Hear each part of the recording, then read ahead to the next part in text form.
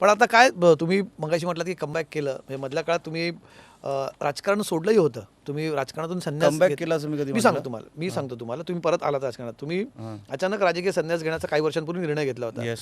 तुम्ही म्हटलं होतं की मी सक्रिय राजकारणातून कायमचा बाजूला होत आहे. आता राजकारणात मन रमत नाही. इतर काही कारण नाही. BJPमध्ये खूप प्रेम मिळालं आणि BJP सारख्या एका उत्तम संघटनेत काम करायची संधी मिळाली. त्याबद्दल मी खूप नशिबान आहे. असं तुम्ही म्हणून संन्यास तुम्ही घेतला होता. का संन्यास घ्यावा असं वाटलं मला एक होतं? सांगा साहेब, निवडणूक प्रक्रियेमध्येच राहावं आणि त्यालाच राजकारण म्हणावं, माझ्यासारख्या कार्यकर्त्याला हे कधी कळलं नाही. मी बॅक ऑफिसमध्येही काम करू शकतो ना. भारतीय जनता पक्षामध्ये फक्त निवडणूकच लढावी अशी कुठे आहे?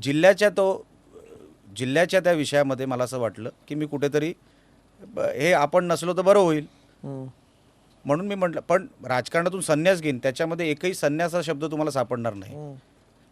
बॅक ऑफिस मी बीजेपीसाठी काम सक्रिय राजकारणातून कायमचा बाजूला होता. बॅक ऑफिस पण काम असतं ना पक्षाचं. राजकारणात मन रमत नाही असे तुम्ही म्हटलं. हो, जिल्ह्याच्या राजकारणात, सक्रिय राजकारणात रमत नाही. आम्ही बॅक ऑफिस काम करू शकतो पक्षाचं.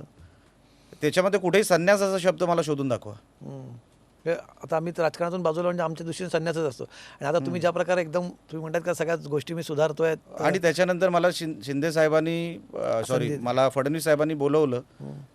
जे काय रेक्टिफिकेशन मी त्यांच्यासमोर ठेवलं की साहेब असं, साहेबांनी मला साथ दिली. तेव्हा रवींद्र चव्हाणांनी मध्यस्थी केली होती. मध्यस्थी नाही, ते आले होते आणि आम्ही एकत्र गेलो होतो.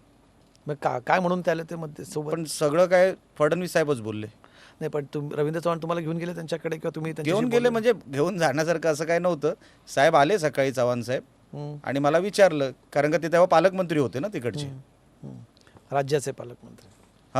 सिंधुदुर्ग जिल्ह्याचे पालकमंत्री. अच्छा, राज्याचे मंत्री आणि सिंधुदुर्गचे पालकमंत्री होते तेव्हा. जम्बलिंग होते साहेब आपलं. नाही म्हणून म्हटलं सिंधुदुर्ग जिल्ह्याचे पालकमंत्री होते तेव्हा ते. हो, म्हटलं प्रदेशाध्यक्ष तुम्ही मगाशी म्हटलं जिल्ह्याचे आहेत म्हणून मी त्या रेफरन्सने सिंधुदुर्ग जिल्ह्याचे सारख्याच आहे पालकमंत्री. थोडासा तुम्ही तो समजून घ्यावा अशी मला अपेक्षा. तुमचा सेन्स ऑफ ह्युमर चांगला आहे.